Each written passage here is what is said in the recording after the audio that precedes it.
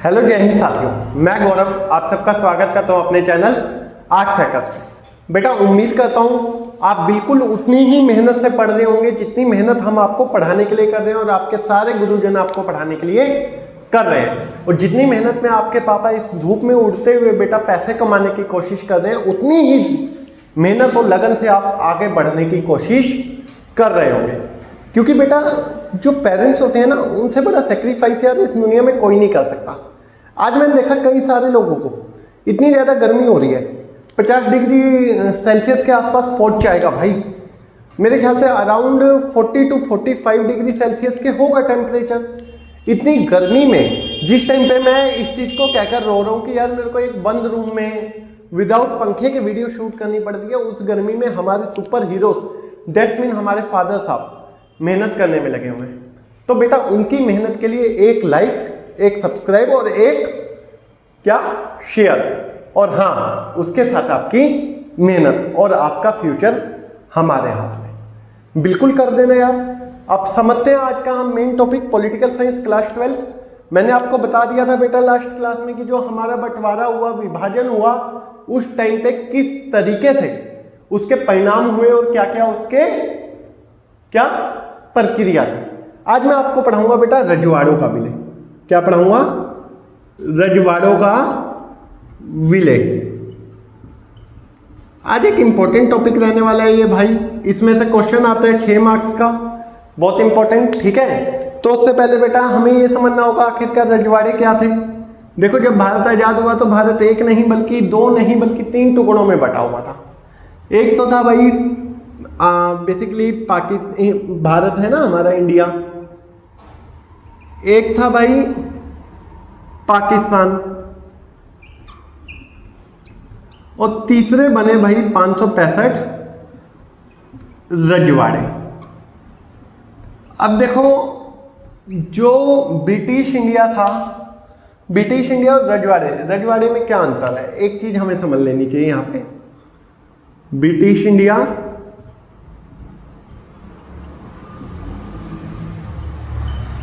और रजवाड़े। देखो बेटा जब भारत पर अटैक हो रहे थे, यानी कि जब अंग्रेज भारत पर कब्जा करने की कोशिश कर रहे थे, तो कुछ शासक तो ऐसे थे जिन्होंने लड़ना मंजूर किया, यानी कि लड़ाई कर कर हम डिसाइड करेंगे, अगर हम हार जाते हैं तो आप कब्जा कर लेना। अब अंग्रेज थे भाई हथियार लेस, उन्होंने उस एरिया पर कब्जा कर लिया और डायरेक्टली अपने अंडर ले लिया, और उसे क्या कहा भाई ब्रिटिश इंडिया। यानी कि जो ब्रिटिश इंडिया था इस पर अंग्रेजों का सीधा नियंत्रण था। लेकिन जो रजवाड़े थे भाई, रजवाड़ों ने क्या कहा? रजवाड़ों ने कहा सर आपको टैक्स से मतलब है, हम टाइम टू टाइम आपको टैक्स देते रहेंगे लेकिन हमसे राजा का पद मत छीनो, ठीक है। इधर अंग्रेजों का नियंत्रण राजाओं द्वारा होता था। किसके द्वारा? राजाओं द्वारा होता था। यानी कि दोनों साइड पे क्या था? ब्रिटिशियर्स का नियंत्रण था, लेकिन एक पे डायरेक्ट था और एक पे थ्रू टू किंग्स। आई बात समझ? उसी को कहा गया रजवाड़े या प्रिंसली स्टेट। अब जब भारत आजाद हुआ तो 565 रजवाड़े उस टाइम पे स्थित थे। अब अंग्रेज एक जाते जाते भी चाल चल गए, इन्हें बोल गए भाई या तो तुम भारत में मिल जाओ या पाकिस्तान में मिल जाओ या फिर अपना इंडिपेंडेंट यानी कि एक स्वतंत्र राष्ट्र बना लो। यानी कि कहीं ना कहीं विभाजन की आग लगाकर चले गए। कौन? अंग्रेज। अब ऐसी कंडीशन में भाई ज्यादातर रजवाड़े तो भारत में मिलने को तैयार हो गए थे, लेकिन कुछ रजवाड़े थे, जैसे कि एक रियासत की बात करूं त्रावणकोर, जो वर्तमान केरल में स्थित है, ठीक है। इसने सबसे पहले भारत से अलग होने की मांग की थी, लेकिन ये फिर मिल गया था। लेकिन 4 रियासतें प्रमुख तौर पर ऐसी थी जो जिद पकड़ के बैठ गई थी। उनमें 4 कौन सी थी भाई? पहली कश्मीर, दूसरी हैदराबाद, तीसरी हो गई भाई कौन सी? जूनागढ़, और चौथी हो गई कौन सी भाई, मणिपुर।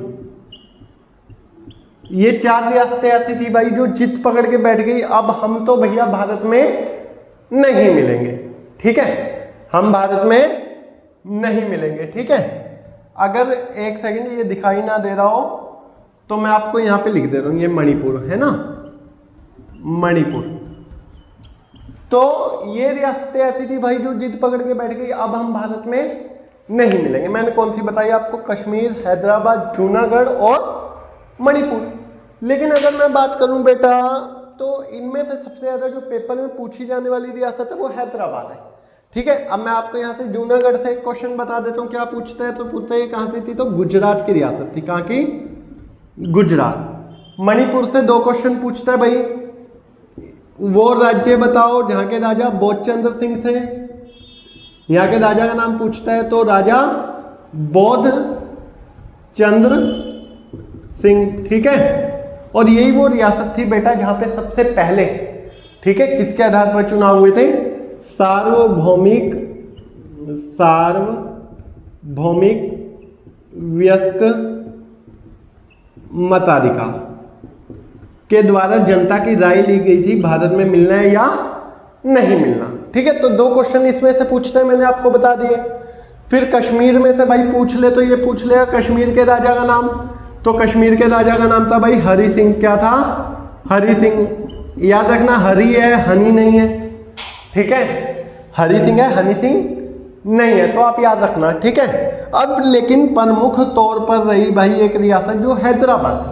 अच्छा, अब एक और चीज, रियासतों को मिलाने पर बेसिकली काम कौन कर रहा था सबसे ज्यादा, तो आप याद रख लेना, हमारे iron man of India, Bharat के लौह पुरुष सरदार वल्लभ भाई पटेल। कौन काम कर रहे थे भाई, हमारे लौह पुरुष सरदार वल्लभ भाई पटेल। अब सरदार वल्लभ भाई पटेल की बात बाबू मैं आपको बता दूं तो सरदार वल्लभ भाई पटेल जी उस टाइम पे बिल्कुल मतलब 3-4 तरीके, साम दाम दंड भेद कैसे भी करके रियासतों को भारत में मिलाने में लगे हुए थे, ठीक है। पहला पॉइंट तो लचीला रुख अपनाया रखा था। लचीला रुख का मतलब क्या है कि भाई बिल्कुल शांत स्वभाव, है ना। बेसिकली आपको पता होगा, एक आपने वर्ड सुना हो शायद, प्रीवी पर्स। प्रीवी पर्स का मतलब था बेटा इधर उस समय रजवाड़ों के, किसके, रजवाड़ों के राजाओं को मिलने वाला विशेष भत्ता। कहने वाला क्या है, उस समय के राजाओं को जो विशेष भत्ता मिलता था, डेट मीन जो रियासत भारत में मिलने को तैयार हो गई, उनके राजाओं को लालच दिया गया। लालच क्या था कि आप भारत में मिल जाओ, आपको एक फिक्स मनी का अमाउंट है ना, प्लस लैंड जिस पर आपका कब्जा रहेगा, आपको दे दी जाएगी, ठीक है।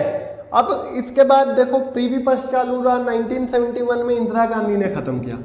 मैंने क्या बताया, उस टाइम पे हमारी मजबूरी थी, हम लचीला रुख अपनाए हुए थे, प्रीवी पर्स जैसी सुविधाएं भी दे रहे थे, और उसके साथ साथ भाई मेरे हमने कुछ राज्यों को विशेष सुविधाएं, है ना, कुछ राज्यों को विशेष दर्जा देने की मांग को भी मान लिया था। जैसे कि हमने कश्मीर को दे रखा था 370, जो कि अब क्या हो गया है, खत्म हो गया है, ठीक है। तो ये क्या हो गया, विशेष दर्जा हो गया ना, यानी कि हमारी सरकार हर एक तरीके से रजवाड़ों को भारत में मिलाने को तैयार है। अब मुख्य रूप से जिस रियासत को पूछा जाता है उसकी जानकारी लेते हैं।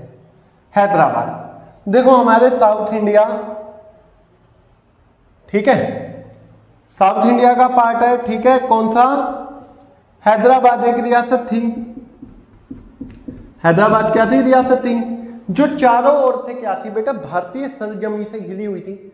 चारों तरफ भारत की जमीन है ना। और इधर का राजा जो था वो निजाम कहलाता था। क्या कहलाता था भाई, निजाम। और अब निजाम की गिनती बेटा दुनिया के अमीर लोगों में होती थी। किस में होती थी बाबू, आप कह देंगे सर दुनिया के बड़े बड़े अमीरों में इसकी गिनती होती थी। अब यहां से क्या हुआ भाई, जनता ने जनता इससे गुस्सा थी, जनता भारत में मिलना चाहती थी। तो जनता ने हैदराबादी कांग्रेस, हैदराबाद की भी अपनी एक पार्टी रही होगी ना कांग्रेस, तो हैदराबादी कांग्रेस की लीड कर के नेतृत्व में एक आंदोलन छेड़ दिया। क्या छेड़ दिया बाबू? एक आंदोलन छेड़ दिया। ठीक है, अब उस आंदोलन को दबाने के लिए निजाम साहब ले आए भैया अपने रजाकार। रजाकार बोले तो पैरामिलिट्री फोर्स, इसे कहते हैं अर्धसैनिक बल। अब जितना भी इनका अर्धसैनिक बल था, उन्होंने सबसे पहले नॉन मुस्लिम्स को निशाना बनाना शुरू किया। महिलाओं के साथ रेप करना, लूटपाट करना, हर एक ऐसी घटना को अंजाम दिया जो शायद इन्हें नहीं करनी चाहिए थी। अब ऐसी कंडीशन में हालात बिगड़ते गए, तो भारत ने अपनी सेना भेजी और सेना भेजकर निजाम को आत्मसमर्पण करने पर मजबूर कर दिया। इस प्रकार से उसके बाद निजाम भी मान गया और उसने विलय पत्र, विलय पत्र का मतलब क्या था बाबू? Instrument of accession. विलय पत्र, यहाँ पे एक वर्ड लिख रहा हूं, ठीक है। जो भी रियासत भारत में शामिल होती थी उसे विलय पत्र या इंस्ट्रूमेंट ऑफ एक्सेशन पर क्या करने होते थे भाई? साइन करने होते थे। इस प्रकार निजाम ने भी साइन कर दिया और वो भी हमारा हिस्सा बन गया। अब नेक्स्ट क्लास में बेटा इस चैप्टर को हम बिल्कुल खत्म कर देंगे, पूर्ण विराम लगा देंगे और नया चैप्टर शुरू कर देंगे। जैसे कि बेटा आपको पता है बिल्कुल वैसे क्लासेस दी जा रही हैं जैसे कि आपको ऑफलाइन पढ़ाया जाता है। तो यार बच्चा बस एक छोटी सी रिक्वेस्ट मान लो यार, चैनल को सब्सक्राइब कर दो, है ना, वीडियो को लाइक और शेयर कर दो बस। और ज़्यादा तो हम कुछ कह ही नहीं रहे, हम कोई फी चार्ज नहीं कर रहे। आपसे एक और वादा करके जा रहा हूँ, आज चैनल चाहे आज 119 सब्सक्राइबर पे है, चाहे अब ये 19 लाख पे हो, चाहे वो 19 मिलियन पे हो, कितने पे भी हो चैनल, कभी भी बेटा इस चैनल पे आपको एप्लीकेशन नाम की चीज देखने को नहीं मिलेगी। और एप्लीकेशन लॉन्च भी करेंगे तो बहुत बहुत बहुत माइनर रेट पे, जैसे कि 20 रुपए में पूरा कोर्स। इतना बड़ा वादा करके आपसे जा, आपके आने वाले दोस्तों को भी शेयर कर दो और बेटा बस एक एक सब्सक्राइब करके बढ़ाते चलो। फ्री एजुकेशन हमारा एक बिल्कुल बिल्कुल सपना है, ड्रीम है। जो काम सरकार नहीं कर रही, जो काम गवर्नमेंट नहीं कर रही, उस काम को करने की जिम्मेदारी उठाइए हम जैसे टीचर्स ने। बस यार हमारी भी मेहनत को देखो, है ना। चैनल को सब्सक्राइब करो, वीडियो को लाइक और शेयर जितना हो सके करो। जय हिंद, जय भारत।